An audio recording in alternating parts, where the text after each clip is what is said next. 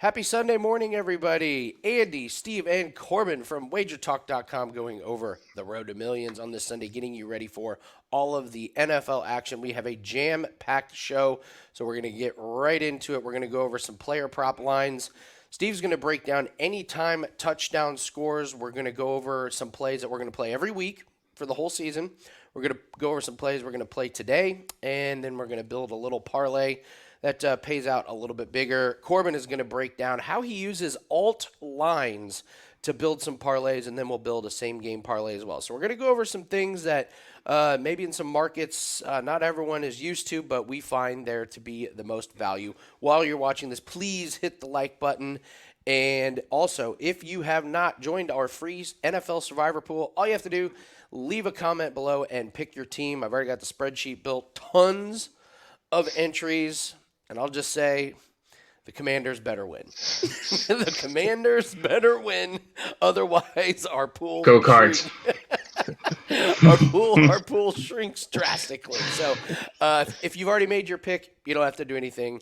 I've already got you down. But if you have not and you want to join, just leave a comment below, and I'll put you in there. So the winner, last person standing, will win a nice little prize pack. So. All right, we're going to go over some player props here, and I want to talk about some lines that have adjusted a little bit. The Jags and Colts, this Anthony Richardson rushing yards, it's up.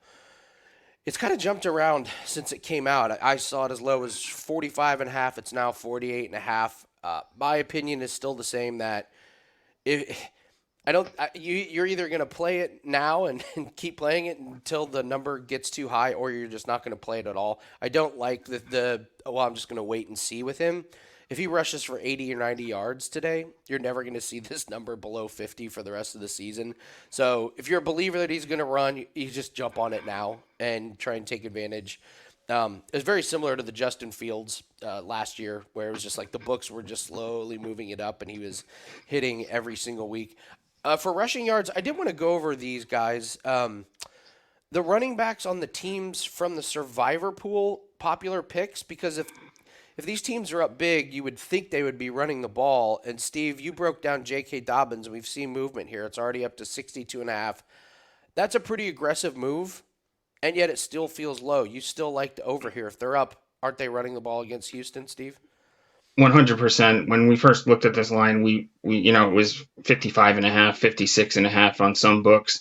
So like you said, it was an aggressive move up, but I still think it's a number that he can clear pretty. I wouldn't say easily, but he's gonna get a ton of work today against Houston, and I think that Baltimore blows their doors off. So I think late in the game there's gonna be plenty of carries for Dobbins to, if he's not over that total by the fourth quarter, to ice it and go over the total late in the game.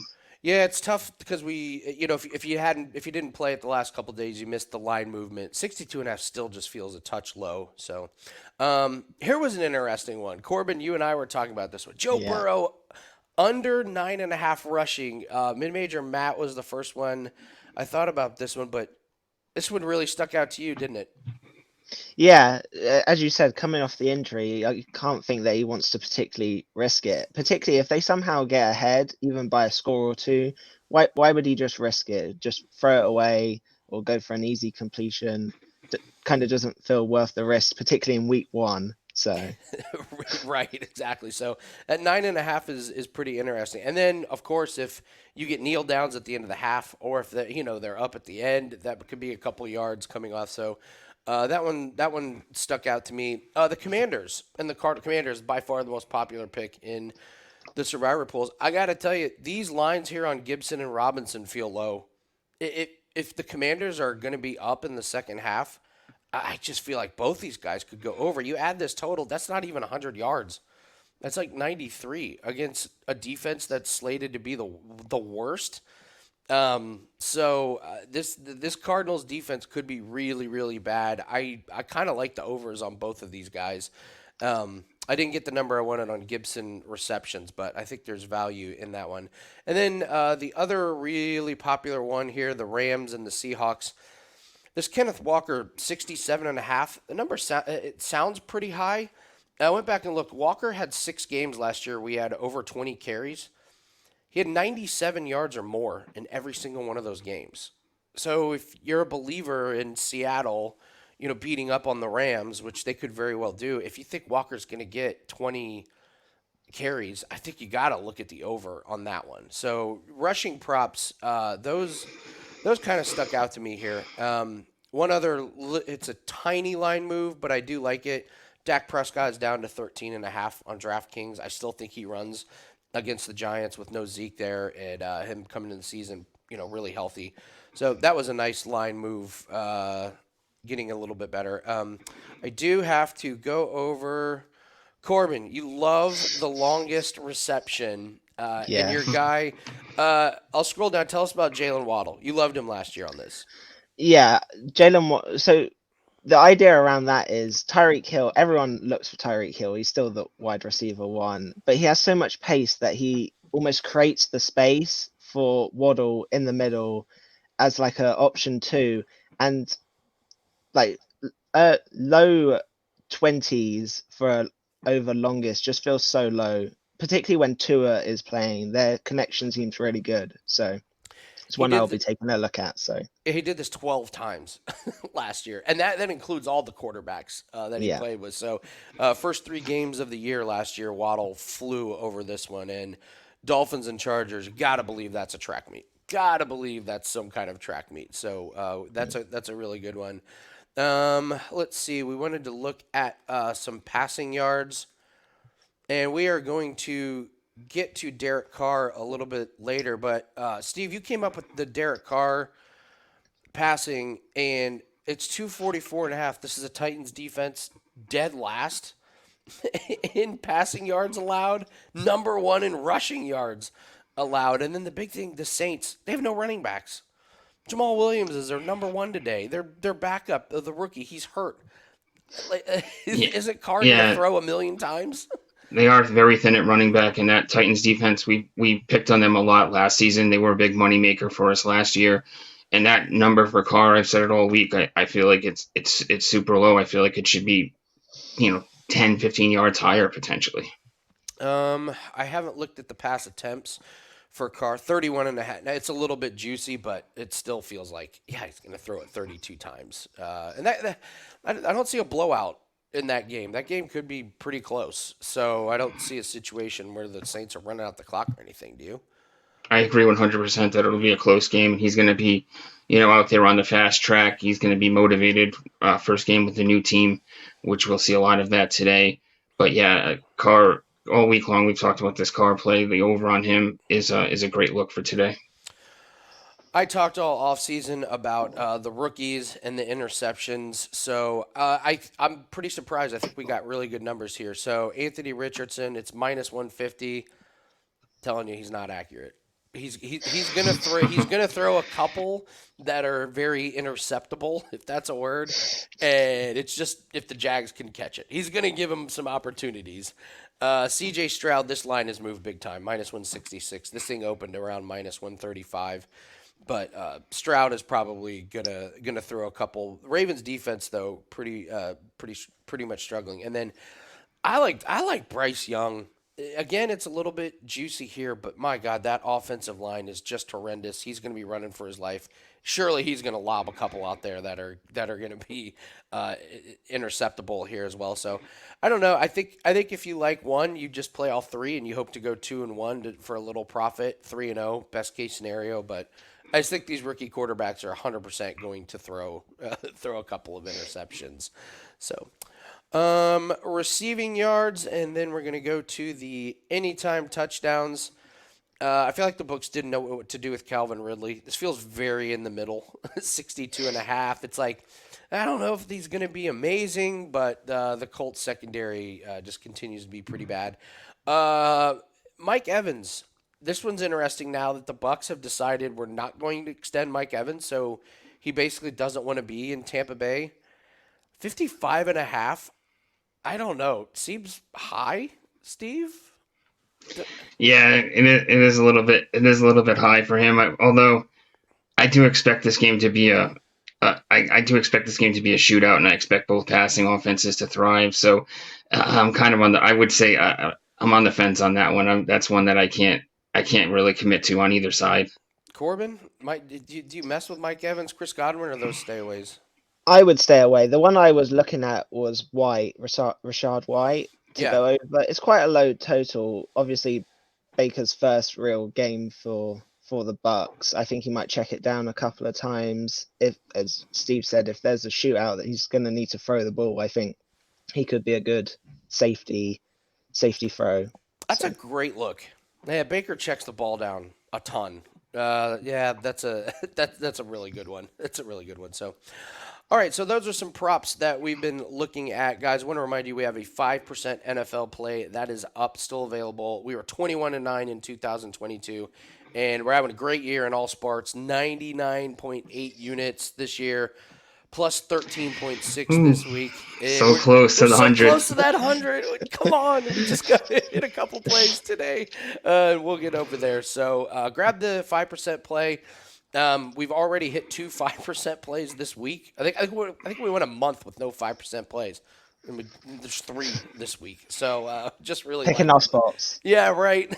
So go grab that at WagerTalk.com. Can't wait to pick up where we left off from last season. So 21-9 for 5% NFL plays. That play is up at WagerTalk.com. All right, let's get to anytime touchdown scores. So we were breaking this down into 3 different categories. So, Steve, I want to talk about the theory of playing every week the same person or the same unit. So, talk about these plays.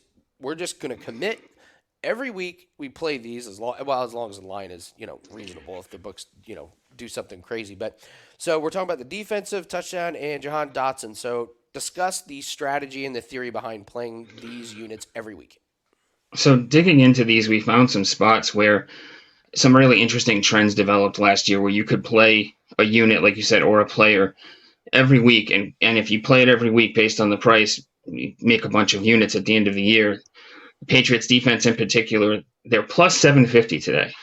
It's a huge price. Last season, they were the number one defensive scoring unit. They scored 7 touchdowns. It was a team high, all-time team high. They were plus 37 units on the year. If you blindly played the Patriots every game last season, you came away with 37 units. Now, obviously 7 is pretty high, but if you look at the seasons before that, 4, 3, and 6, at plus 750, you break even with 2. So when we get 2 with the Patriots, we break even at plus 750. Now, obviously, the number can move, and we can adjust on that later in the year as time goes on, but even at plus 350, 400, if you sprinkle in some plus 750s along the way, you're going to get there. If they get there 3 or 4, I can't imagine a situation where they get less than 2. They're still an elite defense. That great linebacking core. They're even better. They're supposed to be better this season than they were last year, and they're going to be in tight games all the time, where the other team could be pressing, and you could potentially get a late interception or fumble recovery for the touchdown. I also noticed another defense that last season, the Jacksonville Jaguars were the number 3 scoring defense with 4 touchdowns. If you played them every game last season, you gained 14.5 units. Now, I was really interested in them because you get 4 games automatically against rookie quarterbacks. Yes, so it's really interesting. You're playing them today, but the price, unfortunately, though, $295 on the Jaguars today. At $295, 4 touchdowns isn't profitable. So we won't be playing the Jaguars. We're on the Patriots. I say play them, very small, half unit, quarter unit a week. And then we also found a player in Jahan Dotson that you can play every week. He's plus 240 this week. And last season he had 7 touchdowns, which was the most on his team. And he was the most profitable commander from a touchdown perspective. He's gained plus 13.2 units last season. That plus 240 price, if he got that every week and he put up the 7 again, he'd get 6.8 units this season. And last year he did that despite missing 5 games with injury. Wow. So, so he got there, led the team in touchdowns, was the most profitable touchdown guy on the team. And that's with missing 5 games with an injury. And there was really no big additions on that team either at the wide receiver or tight end position. So season-long plays, Patriots at plus 750. Ride that. If you can get 750 every week, that would be great. And Dotson at plus 240.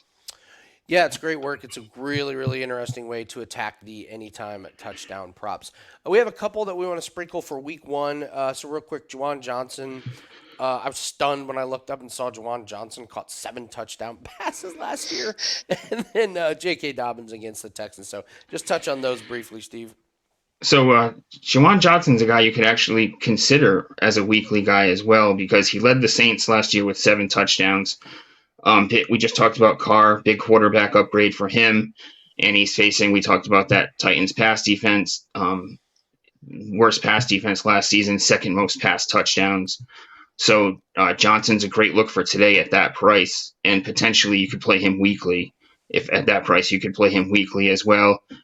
J.K. Dobbins, I feel like we've beaten it to death this week. He's going to feast on the Texans. That's what we talked about all week. Ravens top 3 running defense last 5 seasons, so we should see plenty of balls to go around. And Lamar Jackson could vulture some carries, but the new offensive coordinator Todd Monken has talked about using him more as a passer this season. We've talked about that a lot. And then the big spread in that game, we could see a ton of carries from Dobbins late in the game. And then you built a really nice 8-1 pay dirt parlay. So we're going with some bigger names in this one: McCaffrey, Dobbins, and Jacobs. So give us the scoop on McCaffrey and Jacobs. So McCaffrey scored a touchdown in the last 9 games of the season last year. I'm going with him because he's a high volume guy, almost going to 25 plus touches, almost a virtual guarantee. He's playing a tough defense, but I'm going to overlook that this week because of his high volume.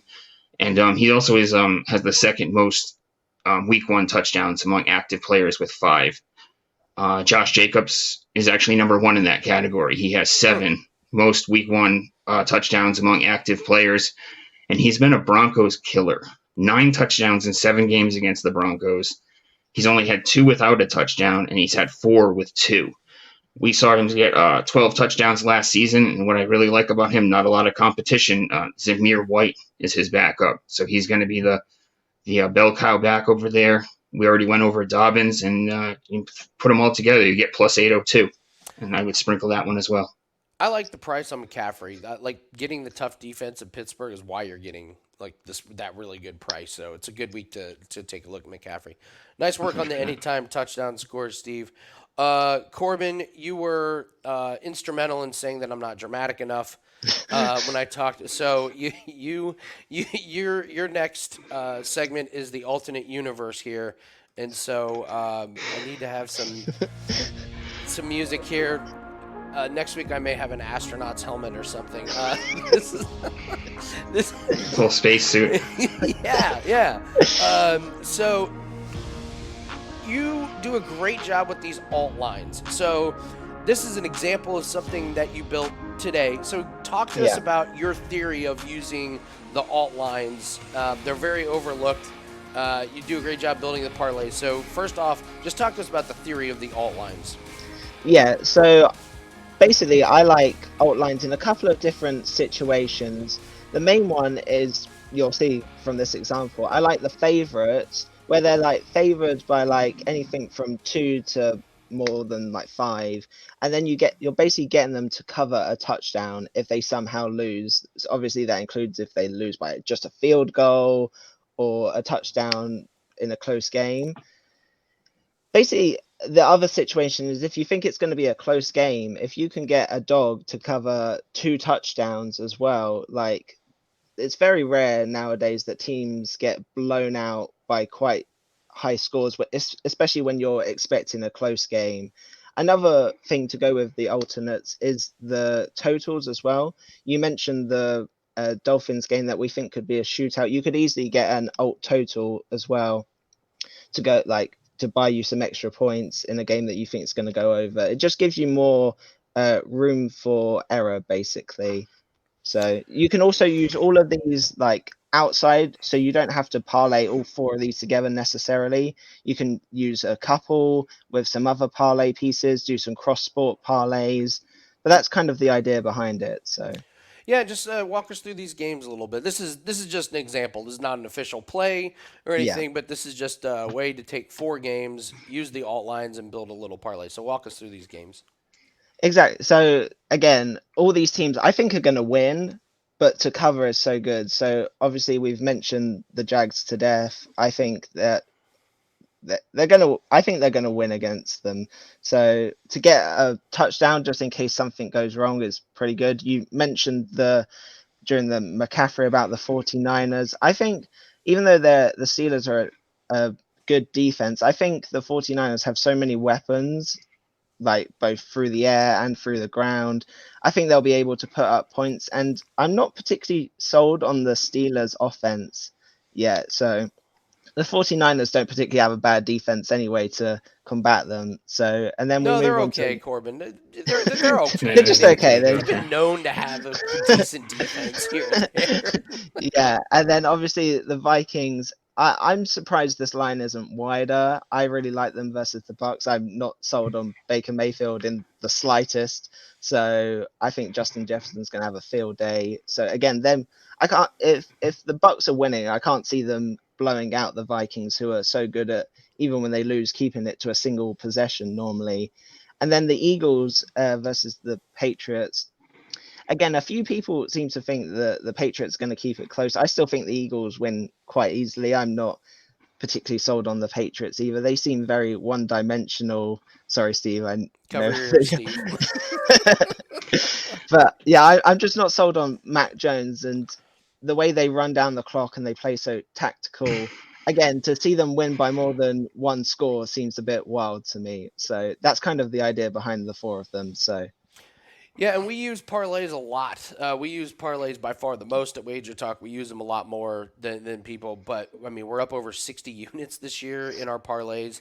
We have cross sport parlays that hit, and these alt lines are just. I feel like they're really overlooked yeah, as these parlay pieces. They're kind of hidden in DraftKings and FanDuel, and I don't think people go in there and look at them. So it's a really creative way to build parlays in the NFL. I mean, the spreads are hard enough to the spread and totals are hard enough to pick with what the books give you. So this is a really nice way exactly. to take a few and build them. And then we wanted to build a same game parlay here for Yeah. everybody here. So we let's Corbin. These are just some really nice examples here. So talk about the Dolphins and Chargers, and then I'm going to go into DraftKings and we'll build the Titans and Saints one. So tell us what you're looking at here in that Dolphins Chargers game. Yeah, well, firstly, the idea of the same game parlay is basically to parlay some stuff. As I mentioned with the alternate spreads, it just gives you more margin for error. How many times do you see someone's over or under miss or hit by just a couple of yards? And this just gives you so much more leeway. But the way we also do same game parlays is we don't parlay like 7 different outcomes to try and get plus 800. All our parlays are kind of in the same range of about -1, maybe 160 to about plus 100, which is what you can see in the examples we have. So the one with the Dolphins and Chargers, we've mentioned that we think it's going to be a pretty high scoring game. So that's why I trend to the overs here. So the first part is obviously Eckler over 19.5 receiving yards. He had 59 versus the Dolphins in their game last year and went over 14 games last year, including the first 9. Tyreek Hill, I mean, what more do I need to say about Tyreek Hill? He's one of the best wide receivers in the league. He got 81 receiving yards versus the Chargers last year, and he went over in 12 games last year. But 2 of the ones that he didn't go out were blowouts by like huge margins. And also, you have to account for the Tua injuries and all the problems they had on offense with other quarterbacks. So that's kind of the reasoning behind putting the two together to get only -120 seems really good in a game that I'm expecting to be quite high scoring. So You touched on something really important. Is like I do not like the same game parlays where you're trying to get like 10 things to go right in the same correct. game. I really don't like those huge high payout ones because it feels like it's Yeah, just death by 1,000 paper cuts to your bankroll. So I love just taking a couple that get you close to even. That's what we're looking at. We want to get the correct. line close to even. So Trying to hit 8 parts in one game, you need a lot of stuff to go right for you for that to happen. So So what we're going to do is we're going to go in here and we're going to build a same game parlay in case nobody's done this before, and we're going to take a look at this Titans and Saints game. So while I'm pulling it up, so really the first thing we got to do is really figure out what kind of game script you like. So let's start with the game script, Corbin. What do you expect in this game? I'm expecting it to be quite low scoring actually. As you've mentioned, I expect Carr to do most of the throwing, so I think that it's kind of limited. I think, yeah, basically unders in a close game is kind of where I'm leading with this. So All right, so if we're trying to build the same game parlay, if you're on DraftKings, just click on the SGP green box here, and it will take you into the same game parlay section. And what's the first one that we want to look for? so the first one is we want to go to passing yards because we're going to take Derek Carr over 199 and a half. So that's the first part. I mean, we've explained it so many times, but the Titans gave up the least rushing and the most passing. This is a great game to start building Carr's confidence. If you can bed him in week one and build his confidence up with some good throws, I mean, it only helps them going forward. And as you mentioned, the running game, they only have Jamal Williams, who as a Packers fan, I'm not entirely sold that he's still got it. So it's not very much option or variety coming from their backfield. So All right, so and this is, I mean, this is what 45-yard discount that we're getting. yes, So exactly. we're taking Okay. the same game parlay car. All right, what's the next one that you want to look at? So we'll go to receiving props and we'll go for the top one as you have there. I'm not going to try and say his first name, but we'll go Okonkwo, I think. Nice So job. under 59 and a half. So he went over in just one game last year, which was versus the Eagles. I'm expecting them to be quite run heavy with Derrick Henry to start the year. I mean, he's got to be fit and healthy to start the season. Just kind of they want to set the tone for what their season's going to be. And also the Saints are one of the best teams versus tight ends with almost the lowest receptions allowed and yards. So that's the idea behind that one. And And then the we're going to last one. move, yep, to the team scoring props, and we're going to go to the Tennessee Titans. Under 28 and a half is where I was looking with that one. All right, and theory behind this obviously is just not a high scoring offense against New Orleans, Yeah, right? 28 and a half seems quite high. Again, it's just getting you that margin for error. Sure, they could try maybe get like 23, 25, somewhere in that range, but to get over 28 is quite hard. They got 23 versus the Saints last year, and the highest points that they got last year was 27 versus Green Bay. So Wow. this, yeah, the Saints held opponents to under this total on 15 of their 18 games, with the only ones going over the Bengals and the Seahawks and the Cardinals when they had a fit Kyler Murray, which all conveniently happened in a 3 game stretch back to back to back. Outside of that stretch, no one's gone over. So that's the idea behind it. Gets you plus 100. Great work. So those are some examples of how we build same game parlays. Again, we're only looking for like a couple things to go right in a game, and we're looking to take some of these alt totals, and we're just trying to get them closer to even money. Corbin did a great job breaking down the alt lines, how you can use those as parlay pieces. And if you're looking for some anytime touchdown scores, you got to commit every week to this defensive touchdown from the Patriots and Jahan Dotson, and we will update these every week. For week one, liking Jawan Johnson and J.K. Dobbins. And then if you're looking for a nice little 8-1 sprinkle, you could roll with that. And guys, if you want our 5% play, go grab it at WagerTalk.com. Again, 21-9 in 2022. We're seeing the sports really, really well this week and this year, up over 13 units this week. So close to that 100 units. We're so close. We're gonna get there today. I swear, we're gonna get there. We're gonna get there. And if you if you have not put your survivor pool in pick, just leave it in the comment section below. Also, leave us a comment if you agree, disagree with anything. Let us know what your favorite same game parlay is, what your favorite pick is today. We always love seeing that. So, great work, guys. It's gonna be a great week one. And again, we just want to remind everybody don't overextend yourself. It's week 1. You don't need to have 30 units of exposure.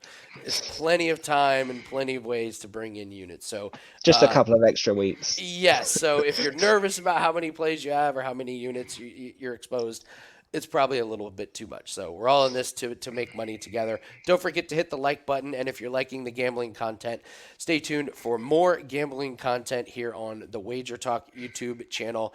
WagerTalk today, Monday through Friday, noon Eastern, 9 a.m. Pacific. And Monday is going to be a super busy day at WagerTalk YouTube. We will be doing Prop It Up in the morning. We will have Road to Millions in the morning.